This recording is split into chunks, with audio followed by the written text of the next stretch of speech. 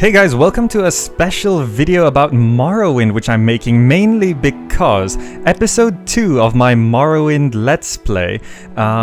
Basically, I asked my brother to level me up to a certain point because I really was busy in my life at that time with my degree and all of that. So I asked him to level me up so that I could play the game with a realistic character, but not have to go through all of the hard work to achieve that. So I asked him to get me to a point where I could actually continue playing the main quest only, because in Morrowind the game is so hard that you cannot just play the main quest. You have to do side quests to level up your skills and your health and all of that stuff.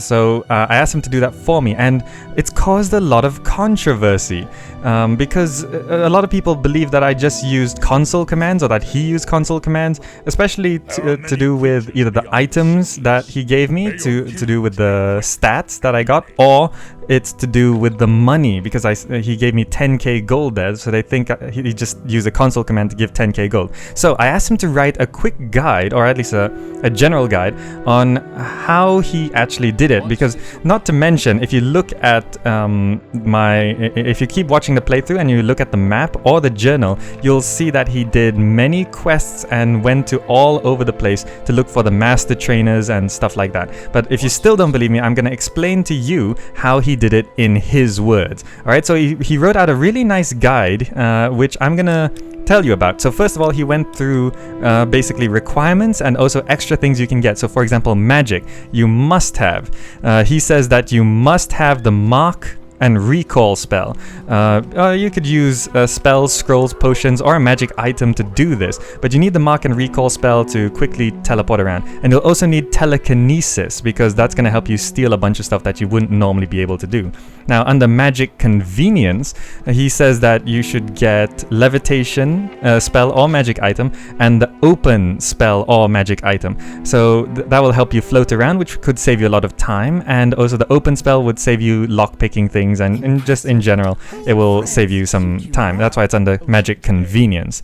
Now, under items must have, he just says that you need a list of all the master trainers. You'll need this when you need to train a skill above level 50. Otherwise you could use any of the normal trainers, and in the description below there's a link to the Morrowind wiki where it lists all the master trainers in case you want to know that. That's how he trained up the skills specifically, rather than just by going out and hitting things to train up your sword skill.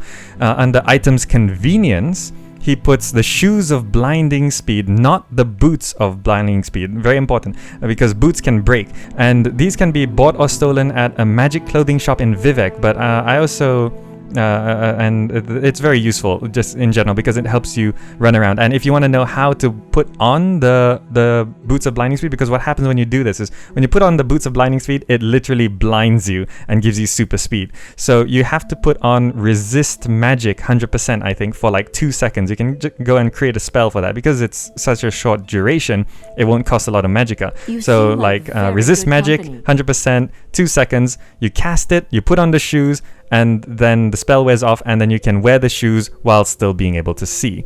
Under skills convenience, he says that you need the sneak skill, the lockpick skill, mysticism, and alteration, and these are for the certain spells, and also just in terms of stealing. Now, in terms of the process, he says there's a lot of preparation to get out of the way first. This might seem tedious, but getting this ready will save you a lot of time when you start power leveling. You can do this all in one shot or as you're leveling. The first thing you need to do is set up a cash system. Now, this is going to relate to why he got me 10k gold without console commands, right? Training is expensive, but necessary for power leveling. Here's how he did it. First, you set up a mark spell in front of the scamp in Gorak Manor in Caldera. Then you use him because he has 5,000 gold and buys almost anything except for potion ingredients, and always buys at item value, so there's no need for haggling. You want to maximize your profits, so just sell items up to 4,951 gold, and you can haggle up to 5k. Works every time. Now, it's good to be part of the Mages Guild for spells, training, and teleportation as well. Just using the Mages Guild to teleport around can save you a lot of time. Now, you need to get some stuff to sell. You can steal, kill, loot anywhere you want, but here's a few places that you can get fat loot. The Dren Plantation, just behind Mr. Dren himself, are shelves with Daedric Greaves, Ebony Cuirass, and Orcish armor. You will need decent telekinesis to snatch these. This is why when I was actually doing the main quest, I went to the Dren Plantation, and if you look at the map, it's actually been explored, and if you look behind Mr. Dren, the Daedric and Ebony and Orcish stuff is missing. That's why I didn't get any loot from that, because my brother already took it to sell it to make some gold. Now, at Ghostgate, there's an armorer with a lot of glass gear in crates. You can use sneak or telekinesis to snatch these.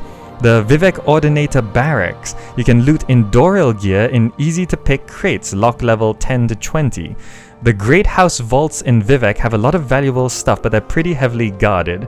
For regular gear, Imperial Forts are loaded with easy-to-grab stuff. Potions also go a long way and are light, so you can carry a lot of them.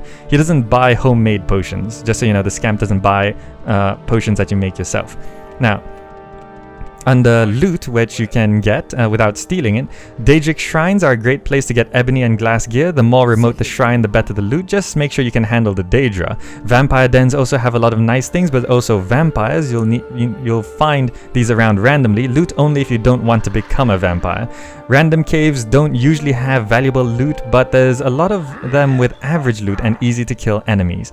Now, in terms of leveling, this is going to relate to the stats which I've got, which I have explained in annotations as to why certain stats are the way they are. And a lot of people were curious why I've got like 90 endurance after on the second video. It's because I started with 75. I mean, I started it really high. I picked the lady, it boosts my endurance by 25 from the get-go, okay?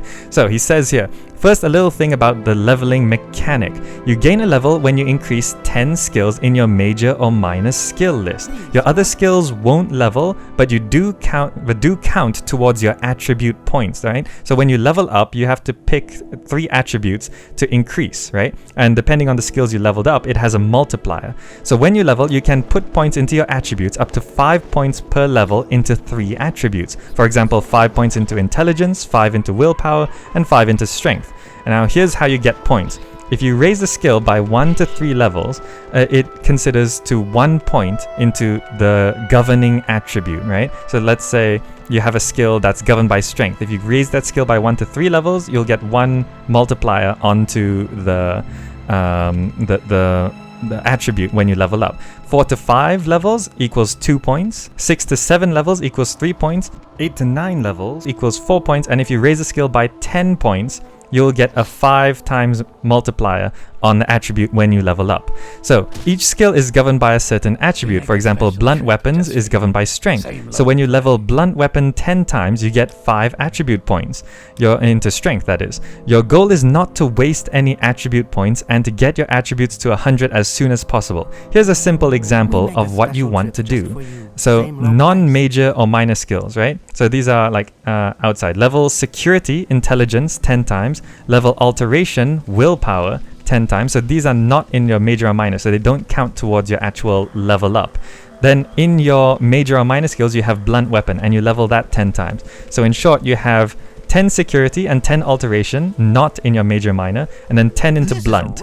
So by doing this, you've raised 30 skills, but only 10 in your major minor, which is 10 what you need to level up. So when you level up, you'll be able to put 5 points into intelligence, 5 points into willpower, and 5 points into strength. That completely maximizes the efficiency of leveling up, right?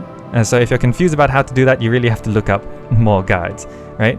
So here's more on the method. Here's how I do it. Once I have some stuff to sell up, I go to get training. Bribe the trainers to make training cheaper. It's worth it. 1 level of training takes 2 hours, and the scamp replenishes his gold every 24 hours. So in 1 cycle, I would train 12 levels, recall to sell stuff, and then go train another 12 levels until I level up. Here's where it gets tricky and preparation is key. Earlier, he mentioned that you only need 10 levels. So the other 2 levels have to be in another skill, right? So remember, blunt weapon in major minor and then 2 more in non-major minor skills. You'll need to plan beforehand who and what you're going to train. find trainers in the same town or even the same building. Balmora has some excellent low-level trainers for all skills. If you're going to a trainer far away to level up to 100, then you can scale down the levels to maximize your time. Example, train 11 levels instead of 12. It usually takes a couple in-game hours to reach those trainers. Once you have trained 10 plus 10 plus 10, you need to sleep to level up. Repeat this until you reach the level you want or run out of money. And he lists a couple tips and tricks, right? If you intend to power level from the start, one of the best things you can do is pick a class and race that starts with very low level major and minor skills. The more levels you have to train, the higher your final level will be, right? That means you start out with low skills, so that means the more you can level up, the skills, the more you can level up overall. Always increase endurance first, he says. Endurance determines your health gain per level, so you want it as high as possible as soon as possible. I also like to do strength early as I can to carry more loot. So that means, that's why he boosted endurance up so high to the start, because that means every level I gain beyond that means I gain even more hit points, right? And that's the end of his guide. I hope this explains exactly how he does it.